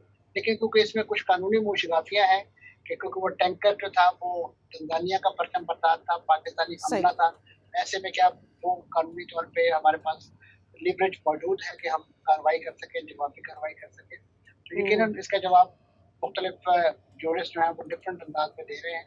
तो फिलहाल अगर इसको सेट असाइड भी कर देते हैं, लेकिन उसके साथ साथ जो इसकी इम्प्लीकेशन है वो बड़ी फार रीचिंग है, क्योंकि इस वक्त रूसी जो है वो जिस अंदाज से अपने आप को आइसोलेटेड फील कर रहे हैं, इस वक्त वो अपने आप को रेलेवेंट बनाने के लिए कोई भी और इस नौयत का मिस एडवेंचर कर सकते हैं, ताकि बिल्कुल उसी तरीके से जैसे लबनान में हिजबुल्लाह जो है उसके सीज फायर को क्लब किया गया था ईरान के सीज फायर के साथ, तो इसी नौईयत का सीज फायर वहाँ भी कर लिया जाए और उनकी वो हुकूमत के जिसको इस वक्त सऊदी अरब या दुनिया तस्लीम नहीं करती है उसको किसी तरीके से एक सनद जवाज फराहम हो जाए। तो ये बड़ी कॉम्प्लेक्स किस्म की डिप्लोमेसी और कॉम्प्लेक्स किस्म के एवेन्यूज हैं कि जो इस वक्त हमारे जो मंसूर साहब, दो चीज़ें इस वक्त हम देख रहे हैं सरफेस के ऊपर। एक ये कि ऑब्वियसली अब हम अमेरिका का झुकाव देख रहे हैं बातचीत की तरफ, प्रॉब्ली वो जो एक इमेज क्रिएट करना चाह रहे थे कि जी हमने बेंड डाउन नहीं किया है, हम ईरान को नुकसान पहुंचाने की सलाहियत रखते हैं। सो they made a come back, दोबारा से उन्होंने सीज़ फायर की खिलाफ वर्जी की, सीज़ फायर को ब्रेक किया और फिर अब दे आर सेइंग दैट ठीक है जी हम टेबल पे बैठ रहे हैं। ईरान के पेट्रोलियम के वज़ीर का कल मैंने एक बयान पढ़ा जिसमें वो कहते हैं कि हमारे ऑयल रिजर्वायर्स की सप्लाई में हम देख रहे हैं कि बहुत हद तक कमी आई है और ऑब्वियसली उसको नुकसान भी पहुंचा है। ऐसा लग रहा है कि इट्स नॉट जस्ट यूएसए जिसको डील की तरफ आना है, ऑब्वियसली ईरान भी अब फाइनेंशली इस तौर से हिट हो रहा है कि उसे डील की तरफ आना है। इन सारे इशारों को क्या हम समझें कि अब मज़ीद यहाँ से सिचुएशन ख़राब नहीं होगी और किसी डील के लिए ये रज़ामंद हो जाएंगी दोनों पार्टीज़? जी यकीनन जो माशी हार्डशिप्स हैं मुल्कों इन दोनों मुल्कों की और ख़ासतौर पर दुनिया भर की, वो ही मैं समझता हूँ एक ऐसा प्रेशर टैक्टिस है या प्रेशर है कि जिसके हाथों मजबूर होकर माजी में भी ये मुज़ाकरात के लिए आमादा हुए और अब भी मैं समझता हूँ। अब आप देखिए कि इसी नौईयत का फीडबैक जो है वो अमेरिकी सदर के पास भी मौजूद है और इसी वजह से वो इस नौईयत की बातें करते दिखाई दे रहे हैं जिसमें वो कहते हैं कि हम ईरानी करेंसी को कंट्रोल करते हैं। हम वहाँ पे तकरीबन 300% बेरोजगारी बढ़ चुकी है, जो उसकी करेंसी डीवैल्यू हो गई है, ये तमाम चीज़ें उनके इल्म में है और यकीनन उसका सबब बुनियादी तौर पर वैसे तो वो परसों पुरानी पाबंदियाँ हैं, लेकिन लेटली जो सबसे ज़्यादा इकोनॉमिक हार्डशिप पहुँची है वो अमेरिका के उस ब्लॉकेट की वजह से पहुंची है कि जो उन्होंने ईरानी बंदरगाहों का अपना और उसकी बंदिश के जवाब में कर रखा है। और ऐसे में यकीनन जो जिस बयान की तरफ आपने इशारा किया पेट्रोलियम के वजीर का, वो हकीकत की अक्कासी कर रहा है कि वहाँ से वो तेल नहीं निकाल पा रहे और इस नौईयत के ये कुएँ हैं कि अगर इनको बहुत ज़्यादा इस्तेमाल में ना लाया जाए तो बाज़ औक़ात ये ड्राई भी होना शुरू हो जाते हैं और इनको ऑपरेशनलाइज करने के लिए एक बड़ी हेक्टिक किस्म की एफर्ट्स दरकार होती है, बड़ी टेक्नोलॉजी दरकार होती है। और माजी में भी आपके इल्म में है कि इसी नौईयत की तकरीबन 1-1.5 माह की बंदिश के बाद ये सारी चीज़ें ऑपरेशनलाइज हुई थी और इसी तरीके से कतर के अंदर जो गैस फील्ड थे उन पर अटैक और वहाँ पे जो तबाही बर्बादी, तो लिहाजा फितरत के खिलाफ जंग जो है मेरा ख्याल है कि इस वक्त ना अमेरिका के हक में है और ना ईरान के हक में है, किसी के भी हक में नहीं है। बिल्कुल मंसूर साहब, इफ़ यू अलाउ मी, एक चीज़ है जो कि मैं चाहता हूँ कि एक आम आदमी का परसेप्शन है उसको आप एड्रेस ज़रूर करें। जब हम बात करते हैं मक्का पैक्ट की और उसको फ्रेम किया जाता है कि जनाब ये कोई मुस्लिम नेटो बनने जा रही है, उसमें इजिप्ट और बाकी ममालिक भी उसकी एंट्री का बताया जा रहा है, किस तरीके से फंक्शन करेगा? मैं ये सवाल आपकी उस गुफ्तगू के तनाजुर में कर रहा हूँ जो आपने कहा कि हूसी हो गए और उन्होंने भी अटैक कर दिया और इस पैक्ट का मतलब तो यही है कि एक पे हमला बाकी सब पे हमला। How does this works? फ़ौरन से जो भी कार्रवाई होती है उस पर का जो है रद्द अमल देना या फिर किस तरीके से ये चीज़ आगे चलेगी? देखिए इसका जो बुनियादी क्रक्स है, जो जिस्ट है, वो तो यही बयान किया जाता है कि एक दिफाई माहिदा है, इसमें ऑफेंसिव नेचर की कार्रवाइयाँ जो हैं वो शामिल नहीं। तो दिफा से मुराद और उसकी इंटरप्रिटेशन के हवाले से जो मैकेनिज्म है अभी, क्योंकि ये बड़ा नेसेंट फेज में है माहिदा और इस नौईयत की कोई हमारे पास पहली सक्सेस स्टोरी नहीं है, अगरचे वर्ल्ड लेवल पे आपके पास नेटो है, दीगर बायलैटरल ट्रीटीज भी हैं, मल्टीलैटरल ट्रीटीज भी हैं कि जहाँ इस नौईयत का अरेंजमेंट किया गया है, लेकिन इस वक्त जो कम से कम ये माहिदा है जो मक्का पैक्ट है उसके लिए अभी जो ऑपरेशनल मैकेनिज्म है और ख़ासतौर पे किस लेवल पे जो कोऑपरेशन, किस लेवल पे कोऑर्डिनेशन जो है वो दरकार है, उसकी तफसीलात जो तय होना, क्योंकि अभी तक तो इसका कोई बाकायदा दफ्तर या कोई सेक्रेटेरिएट जो है वो भी अनाउंस नहीं किया गया। शुरू तो यही है कि वो रियाज में कायम किया जाएगा और इससे पहले भी आपके इल्म में है कि एक मल्टीनेशनल या एक फोर्स बनाई गई थी अरब इत्तेहाद के नाम से और ख़ासतौर पे ये यमन के पर्सपेक्टिव में ही बनाई गई थी। वहाँ पे जो कार्रवाइयाँ की जा रही थी हुसियों की तरफ से, उनको कंटेन करने के लिए वो बनाई गई थी। अब वो भी मॉडल एक सामने है और उसके साथ साथ जो पाकिस्तान और सऊदी अरब का एक जो बायलैटरल ट्रीटी जो पैक्ट है वो अपने तौर पे एक जगह मौजूद है। इन सब थोड़ा सा अब एक टेबल वर्क की जरूरत है, एक पेपर वर्क की जरूरत है कि इसको किसी अंदाज से, और उसके साथ साथ फिर اس کے جو کنٹرولز ہیں یعنی کہ آرمی کی ٹریننگ کیسے ہوگی, انٹیلیجنس شیئرنگ کیسے ہوگی, وہ کسی باقاعدہ سیکرٹریٹ کے بننے کن کے ممالک بعد کو اس میں شمولیت ہونی چاہیے جو کہ ایک دوسرے کو آگے بڑھانے کے لیے ہوں, بجائے اس کے کہ آگے چل کر ان کی شمولیت دیگر ممالک کے لیے نقصان کا سبب ہے. بہت شکریہ منصور صاحب آپ کا وقت کے لیے انالیسس دیا, نہ صرف ایران کی صورتحال پر بلکہ مکہ پیکٹ کے اوپر بھی آپ سے بات ہوتی رہے گی. یہاں پہ وقت ہو گیا ایک بریک کا, ہمارے ساتھ رہیے.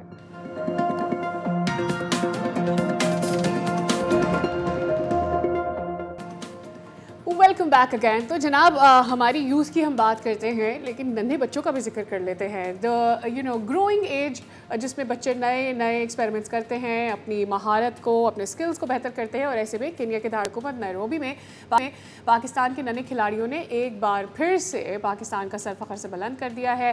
اور ہوا کچھ یہ کہ یہ اسکرابل کی چیمپئن شپ تھی, اور یہ ورلڈ یوتھ اسکرابل چیمپئن شپ تھی جس میں ننھے بچے بھی حصہ لے رہے تھے. اور 21ویں ورلڈ یوتھ اسکرابل چیمپئن شپ میں ہائی لائٹ یہ ہے کہ تیمور جو کہ انڈر 10 کیٹیگری میں کھیل رہے تھے وہ بھی اپنی کیٹیگری میں چیمپئن بنے اور جیت گئے.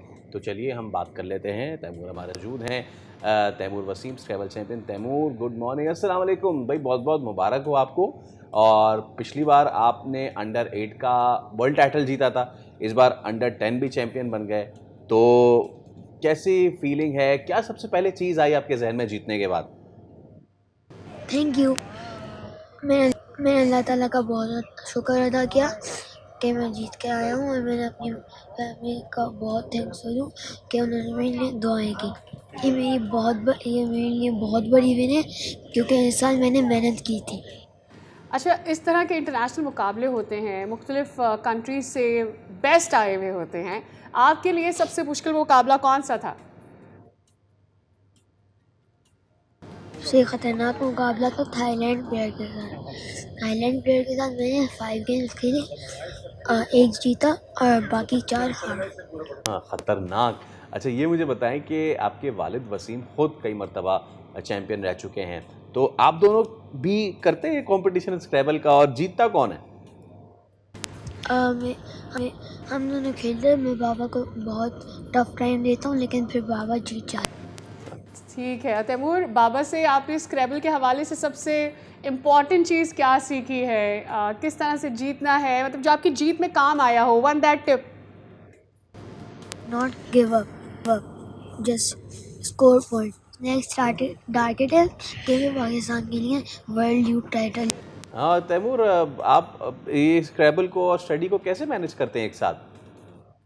میں ورڈ اسٹڈی کرتا ہوں, ہار اور پھر میں پڑھائی کرتی. ٹھیک ہے تیمور, بہت بہت شکریہ آپ کے وقت کے لیے, and we are hoping you all the best for your future. جناب اس کے ساتھ ہمارے شو کا وقت بھی ہو گیا ختم. ملاقات ہوگی آپ سے کل. سی یو اگین. بائے.